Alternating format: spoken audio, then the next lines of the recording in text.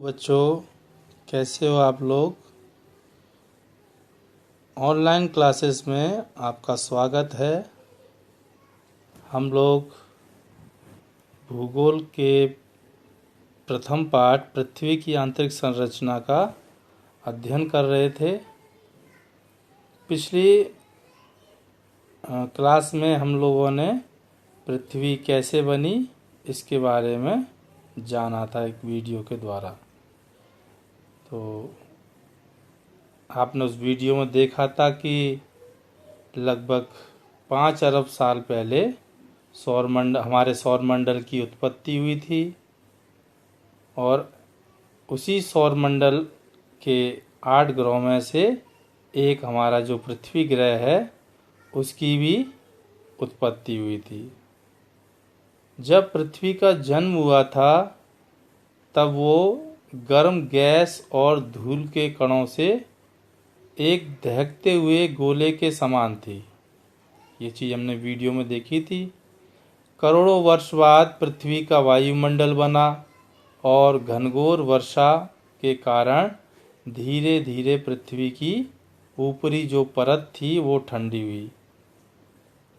बच्चों, ये परत अभी ठंडी तो है लेकिन पृथ्वी आज भी अंदर से बहुत गर्म है। आप लोगों ने देखा होगा जब हम सर्दियों में आग जलाते हैं, उपले या कंडे जलाते हैं, तो जब वो जल जाते हैं तो थोड़ी देर बाद उनके ऊपर केवल राख राख रह जाती है। जब हम उसको राख को हटा देते हैं तो फिर से उसमें से हमको गर्मी हमको प्राप्त होने लग जाती है। तो ऐसे ही पृथ्वी अभी भी जो है अंदर से बहुत गर्म है। तो आज हम लोग इसी पृथ्वी की आंतरिक संरचना के बारे में पढ़ेंगे कि पृथ्वी अंदर से कैसी है। बच्चों, हम पृथ्वी की आंतरिक संरचना की तुलना प्याज से कर सकते हैं। जैसे प्याज में कई तरह की परतें होती हैं, एक के बाद दूसरी परत होती है। यदि हम पृथ्वी को बीच से काटें एकदम आर पार तो पृथ्वी जो है इस प्रकार आपको दिखाई देगी। देखिए इसमें कितनी सारी परतें हैं। जो सबसे ऊपर की परत है उसके भूपर्पटी बोलते हैं। फिर इसके बाद ऊपरी मेंटल आता है, फिर निचला मेंटल आता है, आंतरिक क्रोड आता है, बाहरी क्रोड आता है, फिर उसके बाद आंतरिक क्रोड आता है। तो ये आप देख रहे हो कि ये भूपर्पटी जो है करीब 35 किलोमीटर तक इसकी गहराई होती है। उसके बाद में ये ऊपरी मेंटल आता है जो 700 किलोमीटर तक होता है। उसके बाद निचला मेंटल आता है जो 700 से लेके 2900 किलोमीटर तक गहरा होता है। इसके बाद बाह्य क्रोड है जो 2900 किलोमीटर से लेके 5259 किलोमीटर तक ये परत है। और 5259 से लेके 6371 तक ये आंतरिक क्रोड है। तो चलिए हम इसके बारे में एक एक परत के बारे में विस्तार से पढ़ते हैं। बच्चों, इसको हम बीच में से पृथ्वी को बीच में से काटेंगे तो ये हमको ऐसे दिखाई देगी। लेकिन पृथ्वी को बीच में से काटना आसान नहीं है। पृथ्वी के केंद्र तक पहुंचने के लिए लगभग हमको 6000 किलोमीटर गहराई तक खोदना पड़ेगा या काटना पड़ेगा, तब जाके हम पृथ्वी के केंद्र में पहुंच पाएंगे। लेकिन ये तो बहुत असंभव है क्योंकि अब तक जो विश्व की सबसे गहरी खान दक्षिण अफ्रीका में है उसकी भी खुदाई लगभग 4 किलोमीटर तक ही है। और जो इंजीनियरों ने तेल की खोज के लिए खुदाई की है वो भी ज़्यादा से ज़्यादा 6 किलोमीटर तक ही वो लोग खोद पाए। ये देखिए, ये दक्षिण अफ्रीका की खान है। आर्कटिक महासागर के कोला क्षेत्र में तेल की खोज के लिए इंजीनियरों ने 12 किलोमीटर तक इसके पृथ्वी के अंदर खोदा है। और जो पृथ्वी की ज़्यादा से ज़्यादा नीचे तक की गहराई के बारे में हमको ये ज्वालामुखी विस्फोटों से हम जानकारी प्राप्त कर सकते हैं। यानी अधिकतम हम 60 किलोमीटर तक ही इसकी जानकारी अभी तक प्राप्त कर पाए, इसके आगे हम लोग नहीं जान पाए हैं जो है। तो बच्चों, पृथ्वी के केंद्र तक पहुंचना आसान नहीं है। क्यों आसान नहीं है? क्योंकि जैसे जैसे हम अंदर जाते हैं वैसे वैसे पृथ्वी के अंदर का तापमान बढ़ता जाता है। ये देखिए, जैसे जैसे हम अंदर बढ़ते जा रहे हैं वैसे वैसे तापमान अंदर बहुत बढ़ता जाता है। जैसे हम लोग देख चुके कि जब पृथ्वी बनी थी तो एक आग का गोला था। तो अब हम यहाँ पर देखते हैं कि जैसे जैसे पृथ्वी का घनत्व बढ़ता जाता है वैसे ही वैसे प्रेशर या दबाव भी साथ में बढ़ता जाता है। यानी इनमें सीधा संबंध है। Density is direct proportion to pressure. ऐसी प्रेशर दाब जो है वो भी डायरेक्ट प्रोपोर्शन टू टेम्परेचर होता है। यानी इनमें सीधा संबंध होता है। यदि दबाव बढ़ेगा तो तापमान भी बढ़ेगा। वैज्ञानिकों ने देखा कि पृथ्वी के बाहरी सतह से आंतरिक सतह की ओर जाने पर घनत्व में वृद्धि होती है।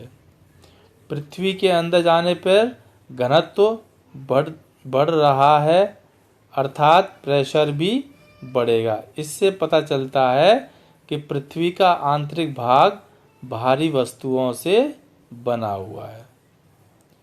पृथ्वी की सतह से आंतरिक भाग की ओर जाने पर प्रति 32 मीटर पर 1 डिग्री सेल्सियस की वृद्धि होती है। ऑस्ट्रिया के भूवैज्ञानिक स्वेज ने ही पृथ्वी की आंतरिक संरचना को 3 परत स्याल, सीमा और निफे के माध्यम से पहली बार समझाया था। पृथ्वी का आंतरिक भाग 3 भाग से मिलकर बना है। पहला है क्रस्ट, जिसको भूपर्पटी बोलते हैं। दूसरा मेंटल, तीसरा क्रोड। बच्चों, जो सबसे ऊपर की परत है ये ठोस परत पृथ्वी का सबसे बाहरी भाग होता है, जो क्रस्ट, जिसको भूपर्पटी बोलते हैं। पपड़ी, जैसे आप लोग ने खीर खाई होगी, जब गरम खीर ठंडी होती है तो उसके ऊपर एक पपड़ी पड़ जाती है, या दलिया खाया होगा। तो ऐसे ही ऊपर की जो ऊपरी सतह है वो ठोस हो गई है, पपड़ी, इसलिए इसको भूपर्पटी बोला जाता है। भूमि की पपड़ी। इसको स्याल भी बोला जाता है।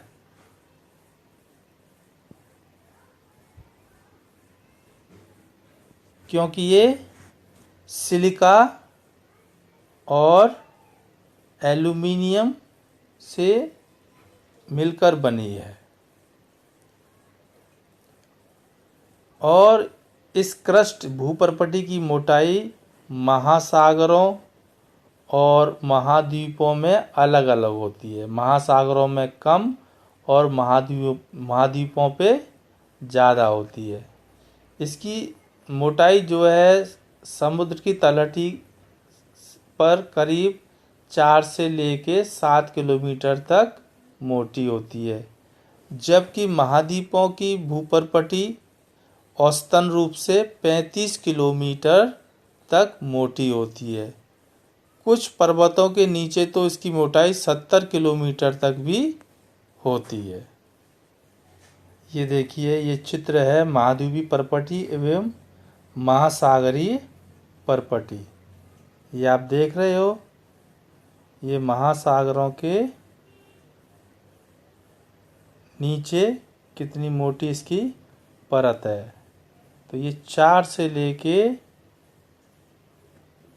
7 किलोमीटर तक मोटी होती है। जबकि देखिए महाद्वीपीय परपटी जो है औसतन 35 किलोमीटर तक मोटी होती है। लेकिन ये देखिए पहाड़ के नीचे, ये देखिए कितनी गहराई तक ये मोटी होती है। ये करीब 70 किलोमीटर तक पहाड़ों पर ये 70 किलोमीटर तक के नीचे ये मोटी होती है। चट्टानों और मिट्टियां इस भूपर्पटी की सबसे ऊपरी परत का निर्माण करती है। और बच्चों ये हमने बता दिया आपको कि सिलिका और एल्यूमिनियम पदार्थों की अधिकता के कारण इस परत को स्याल भी कहते हैं। इस परत को लिथोस्फीयर भी कहा जाता है। इस परत का घनत्व 2.75 से लेकर 2.90 तक होता है। तो बच्चों ये तो हो गया आपका पहली जो परत है उसके बारे में, जिसे क्रस्ट या भूपर्पटी कहते हैं। अब हम पृथ्वी की आंतरिक संरचना की दूसरी परत मेंटल के बारे में पढ़ेंगे।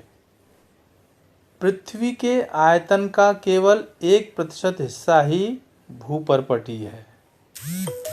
अब इसी से आप समझ लीजिए कि ये परत कितनी मोटी है। बाकी का 84% मेंटल है और 15% हिस्सा क्रोड है। और पृथ्वी की कुल त्रिज्या 6371 किलोमीटर है। तो आप इसी से अनुमान लगा लीजिए कि जो भूपर्पटी है वो पृथ्वी की मोटाई में उसका कितना प्रतिशत है। अब हम पृथ्वी की दूसरी सतह मेंटल के बारे में पढ़ेंगे। तो सबसे पहले भूपर्पटी के नीचे एक बहुत अधिक मोटी परत पाई जाती है जिसे मेंटल कहा जाता है। देख रहे हो आप लोग कितनी मोटी है ये परत।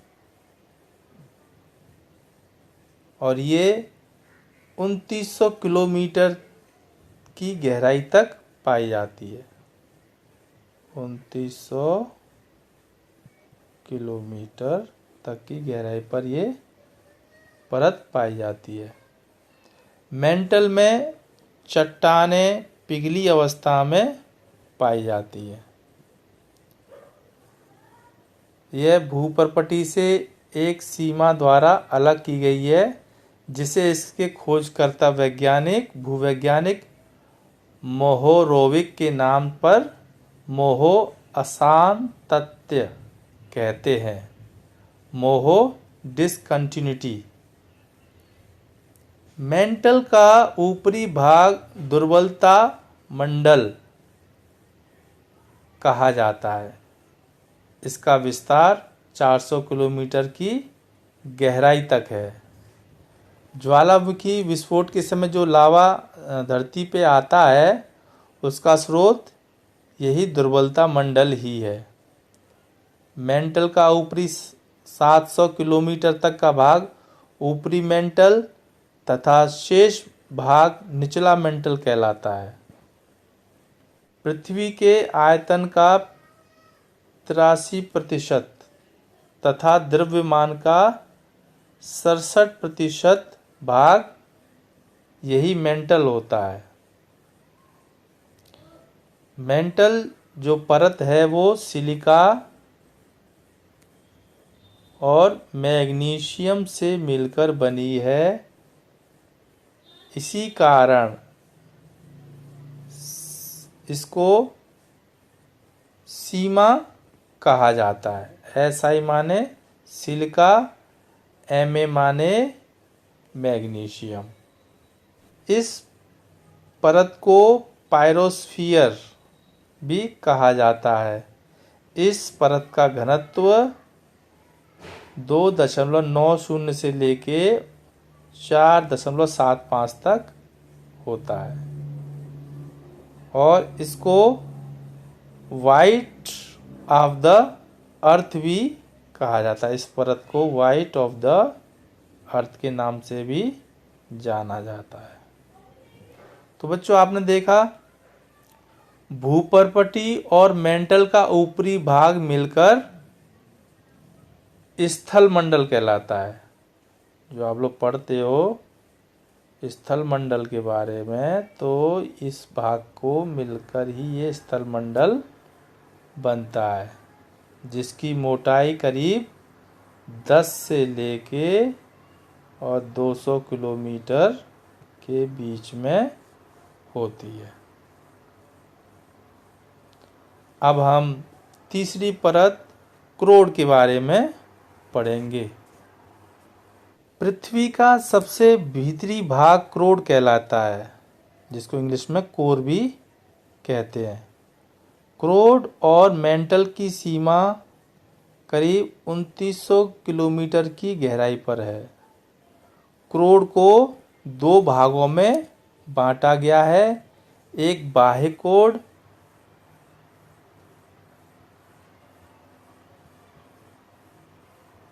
और जो अंदर का भाग है उसे आंतरिक क्रोड कहते हैं।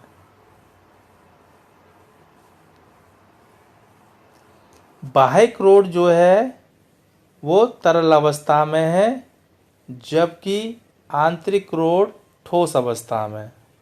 और इस परत का निर्माण मुख्य रूप से निकेल और लोहे से हुआ है। निकेल के लिए Ni और लोहे के लिए Fe। तो इन दोनों को मिलाकर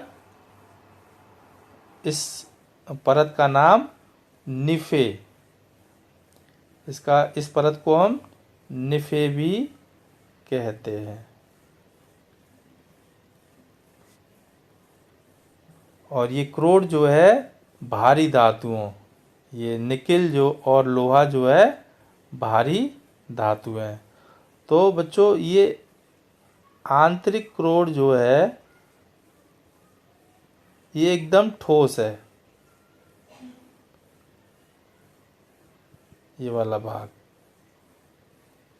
ये वाला बाहरी भाग तरल अवस्था में, ये वाला तरल अवस्था में, और नीचे का आंतरिक भाग एकदम ठोस अवस्था में।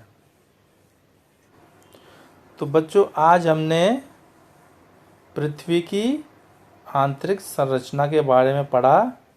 अब पृथ्वी की आंतरिक संरचना को 3 भागों में वर्गीकृत किया गया है: भूपर्पटी, मेंटल और क्रोड। अगली क्लास में हम लोग शैलों के बारे में पढ़ेंगे। शैल या चट्टान, जिन्हें इंग्लिश में रॉक कहते हैं। तो आज के लिए इतना ही। अगली क्लास में फिर मिलते हैं।